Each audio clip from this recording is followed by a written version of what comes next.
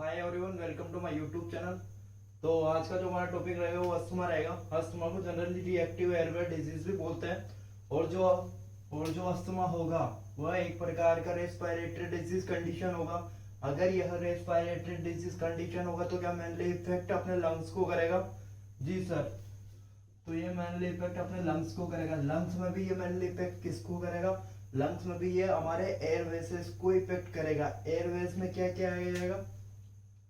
जैसे कि एयरवेज में मैं बात करूं, जैसे कि नोज के थ्रू अपन ने O2 को इनहेल किया। O2 को इनहेल करते हो किसमें गया? फेरिंग्स में गया। फेरिंग्स के बाद then trachea is divided further to part, right primary bronchi and left primary bronchi. Right primary bronchi enter to right lungs, left primary bronchi enter to left lungs. और अपने को पता है कि राइट लंग्स में 3 lobe होते हैं और लेफ्ट लंग्स में 2 लोब्स होते हैं। और जो प्राइमरी ब्रोंकाई वो किस में डिवाइडेशन होगा? सेकेंडरी ब्रोंकाई में। And secondary bronchi tertiary bronchi में, उसके बाद ब्रोंक्यूल्स में, एंड देन उसके बाद क्या होगा? एल्वोलाई आ जाएगा। तो क्या हो जाएगा? नैरो नैरो होते होते एल्वोलाई तक पहुंच जाएगा। जैसे कि मैंने एक डायग्राम बनाया हुआ है, आपको बढ़िया समझ में आ जाएगा। तो जैसे कि ये ट्रेकिया है, ठीक है। ये अपना राइट है, ये लेफ्ट है। ये ट्रेकिया फर्दर डिवाइडेशन हुआ। उसके बाद ये राइट प्राइमरी ब्रोंकाई, उसके बाद ये लेफ्ट प्राइमरी ब्रोंकाई, ठीक है। उसके बाद ये सेकेंडरी ब्रोंकाई में डिवाइडेशन हो गया इसका। सेकेंडरी ब्रोंकाई टर्सरी ब्रोंकाई में डिवाइडेशन हो गया। देन टर्सरी ब्रोंकाई क्या? ब्रोंक्यूल्स में डिवाइडेशन हो गया। ये ब्रोंक्यूल्स है। और सबसे जो नैरो होगा वो क्या होगा? ब्रोंक्यूल्स होगा। इसको आप यहाँ पर लिख भी सकते हो, जैसे कि मैं लिखता हूं, ये ब्रोंक्यूल्स है, ठीक है। उसके बाद ये ब्रोंक्यूल्स के बाद क्या बेटा? यहाँ पे एल्वोलाई होगी। जी सर, यहाँ पे एल्वोलाई होगी। यहाँ पे जो जैसे कि आपको दिख रहा है डायग्राम में, ये मैंने एल्वोलाई बना लिया। और जैसे कि आपको इसमें 3 लोब्स दिख रहे हैं, ये 3 लोब्स दिख रहे हैं आपको इसमें। Right primary bronchi, right lungs में 3 लोब दिख रहे हैं और लेफ्ट में 2 लोब दिख रहे हैं, ठीक है। उसके बाद इसमें भी ये आ गया, समझ में आ रहा है? हाँ, आ रहा है, ठीक है। तो क्या ये ऐसे हो गया? ठीक है सर। अब मैं एक और डायग्राम बना रहा हूँ, ठीक है ना। देखो, ये अपना क्या हो गया? ये अपना हो गया ट्रेकिया के बाद क्या हो गया? ये अपन समझने के लिए बना रहे हैं। तो ये क्या हो गया? ब्रोंक्यूल्स हो गया। ब्रोंक्यूल्स के टर्मिनल पे क्या पाया जाता है? ब्रोंक्यूल्स के टर्मिनल पे पता है सर मेरे को, सर एल्वोलाई पाया जाता है, ठीक है। ये एल्वोलाई बना दिया अपन ने। अब एल्वोलाई के सराउंडिंग जो चारों तरफ क्या पाया जाता है सर? एल्वोलाई के चारों तरफ पाया जाता है सर ब्लड कैपिलरीज में सर क्या रहेगा? ब्लड कैपिलरीज में ब्लड फ्लो करता रहेगा। और एल्वोलाई में क्या होगा? एल्वोलाई में परमानेंट एयर भरी होती है, क्योंकि अपने को पता है कि जो एल्वोलाई होती है वो गैसेस का एक्सचेंज का एक मीडियम होता है, ठीक है। अब एल्वोलाई से क्या आ जाएगा इसमें? ये ब्लड कैपिलरीज में O2 आ जाएगी। और ये O2 किधर जाएगी? अदर सम टिश्यूज में चल जाएगी, है ना। ये अदर सम टिश्यूज में चल जाएगी। और ब्लड कैपिलरीज एल्वोलाई को क्या देगा? CO2 देगा। ये एल्वोलाई को इसने CO2 दे दी और ये एयरवेसेस के थ्रू आउटर एनवायरनमेंट में CO2 चल जाएगा, ठीक है। तो ये आउटर एनवायरनमेंट में CO2 चला गया, ठीक है। अब अस्थमा में क्या होता है? अस्थमा में होता है जैसे कि ये 3 स्टेप अस्थमा एक जो होता है, जो 3 स्टेप प्रॉब्लम होता है। 3 स्टेप प्रॉब्लम में फर्स्ट होता है एयरवेज इन्फ्लामेशन के लिए उसको समझते हैं। तो सबसे पहले ये मैंने 3 डायग्राम बनाया हुआ है, इसको अपन देखते हैं एक बार, ठीक है। तो सबसे पहले मैंने ये ब्रोंकाई बनाया हुआ है। क्या होता है? ब्रोंकाई की वॉल है। ब्रोंकाई की क्या होता है? वॉल है। और जो इसके जो इनर है, इसके इनर स्पेस में जो ये आपको दिख रहा है, इसको म्यूकस लाइनिंग बोला जाता है। और म्यूकस लाइनिंग के तो इसमें जो म्यूकस सीक्रेट होता है, और इसके बाद इसके just outer side muscle layer पाया जाता है। इसमें जनरली स्मूथ मसल लेयर पाया जाता है। और अब जब नॉर्मल एयरवेज में क्या होगा? नॉर्मल एयरवेज में जो ये म्यूकस लाइनिंग होती है और मसल लेयर के बीच में इनफ स्पेस होता है। गैसेस के एक्सचेंज के लिए इनफ स्पेस होता है नॉर्मल एयरवेज में। अगर इसमें इनफ स्पेस होगा तो क्या एयर का आसानी से एक्सचेंज हो जाएगा? तो क्या इसमें क्या ब्रीथिंग में डिफिकल्टी होगी? क्या चेस्ट टाइटनेस होगा? कुछ भी नहीं होगा इसमें, तो ब्रीथिंग में बड़े आसानी से ब्रीथिंग कर लूंगा मैं, ठीक है। इनफ स्पेस होगा तो जनरली दिक्कत नहीं आएगी, तो अपनी नॉर्मल एयरवेज की नॉर्मल कंडीशन हो जाती है। उसके बाद अब उसके मैंने क्या बोला था, एयरवेज इन्फ्लामेशन। उसके बाद क्या होता है, ये अस्थमेटिक, उसके बाद क्या होता है एस्थमेटिक एयरवेज। एस्थमेटिक एयरवेज में क्या होता है, ये म्यूकस लाइनिंग जो होती है वो म्यूकस लाइनिंग रेड हो जाती है, रेड हो जाती है। ध्यान से सुनना, सब समझ में आ रहा। म्यूकस लाइनिंग होता है जो वो रेड हो जाती है, स्वेलन हो जाती है,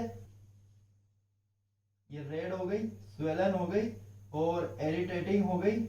इरिटेटिंग, तो ये जो म्यूकस, ये एस्थमेटिक एयरवेज में म्यूकस लाइनिंग है वो रेड हो गई, स्वेलन हो गई उसमें, और वो इरिटेटिंग हो गई, और उसमें इन्फ्लामेशन की वजह से क्या हो, थिक हो गई। अगर वो थिक हो गई, अपने को पता है यहाँ जो नॉर्मल एयरवेज में उसमें जो म्यूकस लाइनिंग होती है उसमें इनफ स्पेस होता है, लेकिन यहाँ पे जो म्यूकस लाइनिंग होती है वो एक्चुअल में थिक हो जाती है, वो नैरो हो जाती है कंपेयर टू नॉर्मल एयरवेज के। तो ये जनरली ये क्या हो गया, रेड हो गया, स्वेलन हो गया, स्मोलन हो गया, इरिटेटिंग हो गया, थिक म्यूकस सिक्रेट करने लग गया। जो स्मूथ जो मसल लेयर पाई जाती है यहाँ पे, स्मूथ मसल लेयर, वो अपने वो ज्यादा मैक्सिमम सिक्रेट करती है म्यूकस का, जिस वजह से ये नैरो हो जाती है। This is condition to cold hope asthmatic airways, ठीक है। उसके बाद मैं सेकंड की बात करता हूँ, airway hyper responsiveness to stimuli. अब जो ये एयरवेज होता है वो हाइपर रेस्पॉन्सिवनेस टू स्टिमुलाई होता है। अब स्टिमुलाई क्या होता है, स्टिमुलाई को ट्रिगर करना होता है। स्टिमुलाई को जनरली किस से ट्रिगर करते हैं, जैसे कि जनरली डस्ट हो गया, हॉट वेदर हो गया, कोल्ड वेदर हो गया, पोलन पार्टिकल हो गया, उससे होते हैं जो स्टिमुलाई को ट्रिगर करते हैं, ठीक है। अगर जो ये ब्रोंकाई की जो वॉल है, अगर कोई एनी स्टिमुलाई को ट्रिगर करता है, जैसे कि डस्ट हो गया, pollen particle, cold weather, hot weather, अगर इसको ट्रिगर करेंगे, ये जैसे कि आउटर इन्वायरमेंट से इसने ट्रिगर किया, तो क्या ये नैरो होएगा। हाइपर रेस्पॉन्सिवनेस शो कर रहा है, तो ये और ज्यादा नैरो हो जाएगा। ये देखें जैसा कि आपको इसमें दिखाया गया है, और ज्यादा नैरो हो गया, और ज्यादा नैरो हो गया। तो क्या ये जो म्यूकस का सीक्रेट किया हो, क्या यहाँ पे जमा हो जाएगा, तो क्या यहाँ पे जमा हो जाएगी, तो क्या ब्रीथिंग में डिफिकल्टी नहीं आएगी, क्या जो अपन जो विजलिंग साउंड नहीं सुनाई देंगे, क्योंकि अपने को ब्रीथिंग में डिफिकल्टी होगी तो अपन जनरली जो ओएस निकालेंगे उसमें विजलिंग साउंड आएंगे। क्या चेस्ट में टाइटनेस होगा, क्योंकि ब्रीथिंग में डिफिकल्टी हो गया, डायस्पनिया हो गया, बिकॉज ऑफ ब्रीथिंग में डिफिकल्टी हो रही है, ठीक है। तो ये हाइपर रेस्पॉन्सिवनेस टू स्टिमुलाई हो गया, क्योंकि ये ट्रिगर कर रहा है तो ये और नैरो हो रहा है। जब ये और नैरो होता है तो ब्रीथिंग में और ज्यादा डिफिकल्टी आती है। तो इस कंडीशन को बोलते हैं ड्यूरिंग एस्थमेटिक अटैक या ब्रोंकोस्पाज्म। उसके बाद ये अब तीसरा देखना, तीसरा भी उसमें मैंने बता दिया, कनेक्ट करना, उसको जोड़ना, थोड़ा सा दिमाग आप भी लगाओ भाई, ठीक है। Muscles with in Airways contract. अब जो ये स्मूथ मसल लेयर होता है वो म्यूकस का सीक्रेट करता है, थिक म्यूकस का सीक्रेट करता है, तो क्या वो यहाँ पे जमा हो जाएगा, यहाँ पे ये और ये यहाँ पे जमा हो गया। जमा होने की वजह से क्या ये नैरो हो गया, क्या ये नैरो हो गया, तो क्या ब्रीथिंग में डिफिकल्टी आएगी। ब्रीथिंग में डिफिकल्टी आएगी तो ये कॉन्ट्रैक्ट, ये क्या हो रहा है, कॉन्ट्रैक्ट हो रहा है, because of any stimuli to trigger, other stimulize को ट्रिगर कर रहा है, जिस वजह से ये कॉन्ट्रैक्ट हो गया। और इस कंडीशन को बोलते हैं ड्यूरिंग एस्थमेटिक अटैक अथवा ब्रोंकोस्पाज्म। अब देखना, अब जैसे कि ये ब्रोंकाई है। अब ये ब्रोंकाई की जो वाल होती है वो जनरली इतनी बड़ी होती है, लेकिन क्या होता है उसमें एस्थमेटिक कंडीशन की वजह से ये नैरो हो जाती है। ये नैरो क्यों हो गई, क्योंकि सर स्टिमुलाई है, क्योंकि ये नैरो क्यों हो गई, क्योंकि सर एयरवेज का इन्फ्लामेशन हो गया, हाइपर रेस्पॉन्सिवनेस टू स्टिमुलाई हो गया, और वो एयरवेज में कॉन्ट्रैक्शन हो गया, जिस वजह से ये नैरो हो गया। तो क्या ये नैरो हो गया, ये क्या हो गया एल्वोलाई, तो ये क्या नैरो हो गया, तो यहाँ की क्या यहाँ एल्वोलाई में कुछ एयर रहती है, वो क्या आउटर एनवायरनमेंट में जाएगी, क्या ऊपर से कोई गैस क्या एल्वोलाई में आ पाएगी, नहीं आ पाएगा, जिस वजह से चेस्ट में पेन होगा और चेस्ट को ऐसा लगेगा जैसे कि चेस्ट बहुत टाइट हो चुके हैं, चेस्ट टाइटनेस की फीलिंग्स आएगी, विजलिंग विजलिंग साउंड आएंगे और डायप्सनिया हो जाएगा, ट्रेकिकार्डिया हो जाएगा, टेकिकार्डिया हो जाएगा। ठीक है, अब मैं बात करता हूँ इसकी डेफिनेशन की, डेफिनेशन क्या है। ठीक है, तो देखना ध्यान से देखना, सब चीजें समझ में आ जाएगी।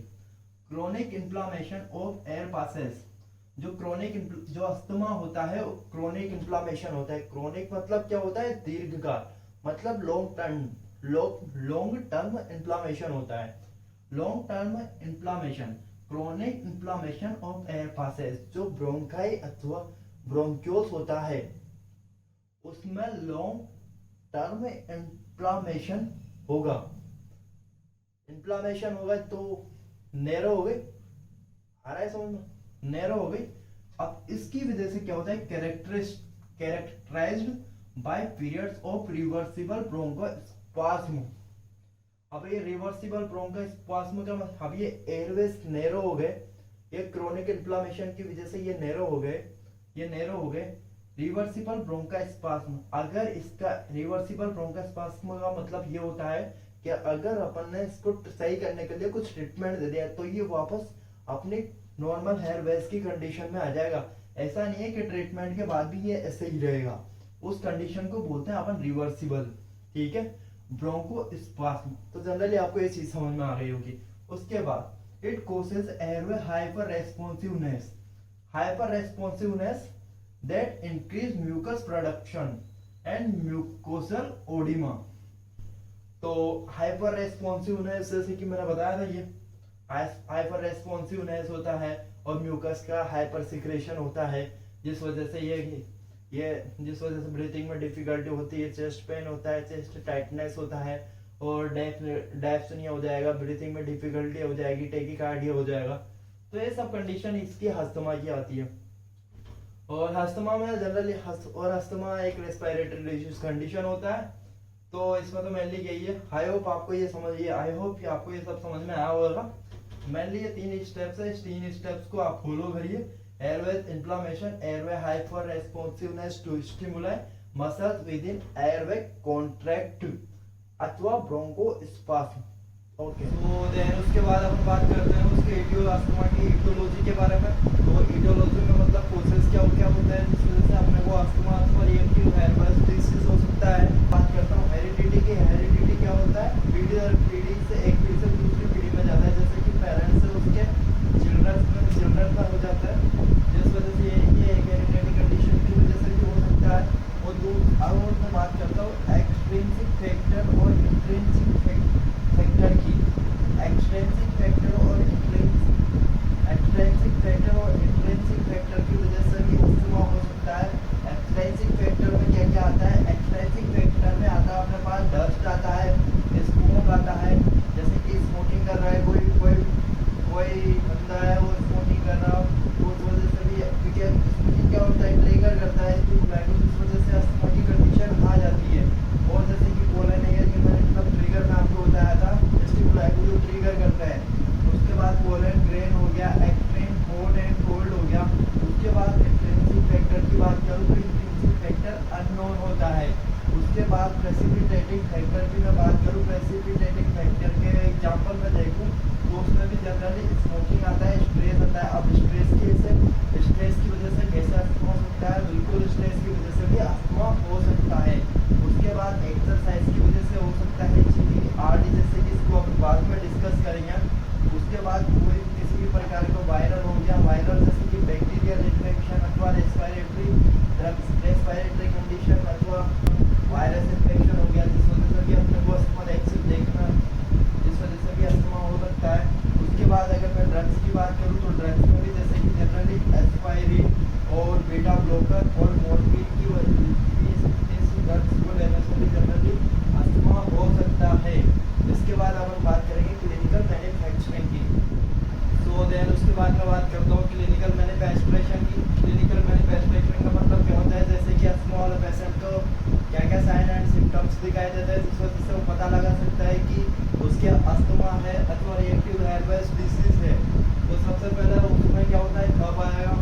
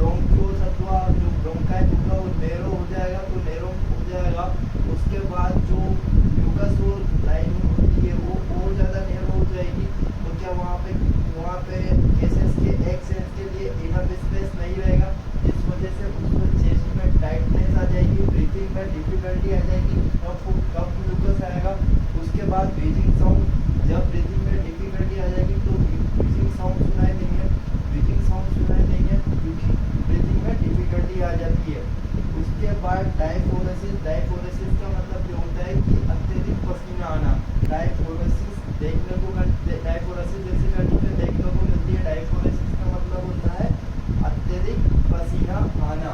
उसके बाद टैकीकार्डिया हो जाएगा, साइनोसिस हो जाएगा, नेजल फ्लोरिंग हो जाएगा।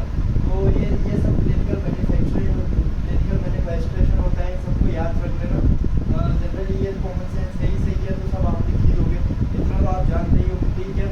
तो उसके बाद इसके बाद मैं बात करता हूँ डायग्नोसिस करता हूँ। डायग्नोसिस की अस्थमा के डायग्नोसिस का मतलब क्या होता है? डायग्नोसिस से मतलब होता है कि निदान कैसे किया जा सकता है। जैसे कि कोई पेशेंट अस्थमा का कोई पेशेंट होता है, उसमें अगर उसको साइन एंड सिम्टम्स दिख रहे हैं उसकी बॉडी में अस्थमा के, तो उसके निदान के लिए वो क्या करें? तो उसके निदान के लिए सबसे पहले वो हिस्ट्री कलेक्शन मतलब फिजिकल एग्जामिनेशन करेगा। इसके बारे में आप प्रीवियस वीडियो में देख चुके हैं। निमोनिया के निमोनिया मैंने पूरी डिजीज आपको ये समझाई है, उसमें मैंने आपको बताया हुआ है कि हिस्ट्री कलेक्शन और फिजिकल एग्जामिनेशन कैसे करते हैं। उसके बाद अपन ब्लड टेस्ट करके भी अपन अस्थमा का डायग्नोसिस कर सकते हैं। उसके बाद पल्मोनरी फंक्शन टेस्ट कर सकते हैं। ओके, तो अस्थमा को मैंने 2 पार्ट में डिवाइडेशन किया है।